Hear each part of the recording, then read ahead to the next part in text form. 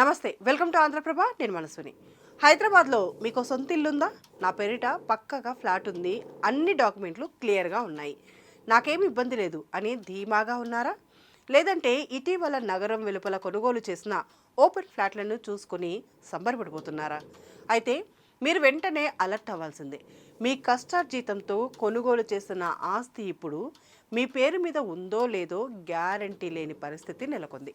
మీ ఇల్లు లేదా స్థలం మీకు తెలియకుండానే సైలెంట్గా నిషేధిత జాబితాలోకి చేరిపోయి ఉండవచ్చు. ప్రస్తుతం గ్రేటర్ హైదరాబాద్ వ్యాప్తంగా నెలకొన్న అతిపెద్ద గందరగోళం ఇదే.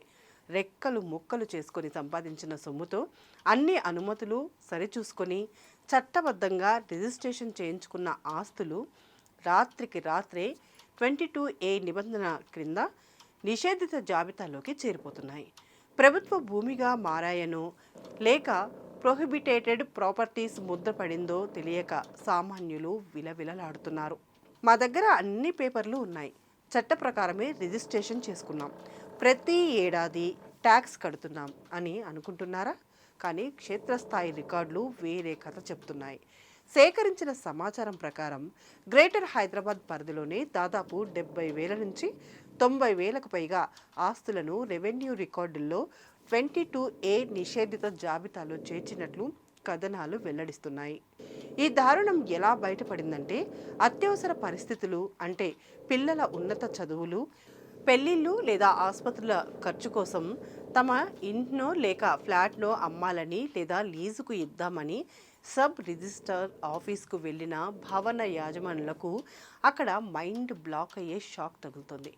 మీ ఆస్తి 22A నిషేధిత జాబితాలో ఉంది, దీనిని రిజిస్ట్రేషన్ కానీ లీజ్ డీల్ కానీ చేయడం కుదరదు అని అధికారులు చేతులెత్తేస్తున్నారు.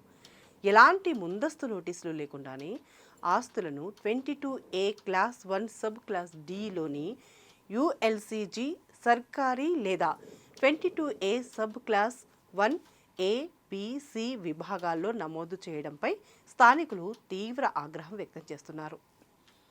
ఇక్కడ అసలు ట్విస్ట్ ఏంటంటే, ఏదో ఇటీవల వెలిసిన అక్రమ వెంచర్లు మాత్రమే కాదు, దాదాపు 50 ఏళ్ల క్రితం లీగల్ సేల్ డీళ్ల ద్వారా కొనుగోలు చేసి సొసైటీల ద్వారా నిర్మించుకున్న ఇల్లు కూడా ఇప్పుడు నిషేధిత జాబితాలో దర్శనమిస్తున్నాయి. Sanath Nagar, Yousufguda, Ameerpet, SR Nagar, Panjagutta, Srinagar Colony, Khairatabad, Banjara Hills, Film Nagar, MLA Colony, Jubilee Hills వంటి ప్రైమ్ లొకేషన్లలోని వేలాది ఇళ్లను కూడా ఈ జాబితాలో చేర్చడం గమనార్హం. మరింతగా ఆరా తీస్తే దీని వెనుక దశాబ్దాల నాటి అర్బన్ ల్యాండింగ్ సీలింగ్ వివాదాలు, వక్ఫ్ బోర్డు భూములు, ప్రభుత్వ దేవాదాయ ఆస్తుల డిజిటలైజేషన్ ప్రక్రియలో దొర్లిన తీవ్ర లోపాలు ఉన్నట్లు తెలుస్తోంది. గతంలో ULC నుంచి మినహాయింపు పొందిన భూములకు సంబంధించి రెవెన్యూ, రిజిస్ట్రేషన్ శాఖల మధ్య సమన్వయం లోపించడంతో ఒకప్పుడు లీగల్ అని చెప్పిన ఫ్లాట్లను ఇప్పుడు రాత్రికి రాత్రే నిషేధిత జాబితాలోకి నెట్టేశారు. బాధితులు సబ్ రిజిస్ట్రార్ ఆఫీస్కు వెళ్తే మా చేతుల్లో ఏమీ లేదు, కలెక్టర్ ఆఫీస్కు వెళ్ళండి అని దాటవేస్తుండడంతో కలెక్టరేట్లలో ప్రజావాణి కార్యక్రమాలకు బాధితులు క్యూ కడుతున్నారు. ఇప్పటికే నగరంలో హైడ్రా పేరుతో జరుగుతున్న కూల్చివేతలతో ప్రజలు భయాందోళనలో ఉంటే ఇప్పుడు ఈ 22A ల్యాండ్ రగడ వారిపై కోలుకోలేని దెబ్బతీస్తుంది.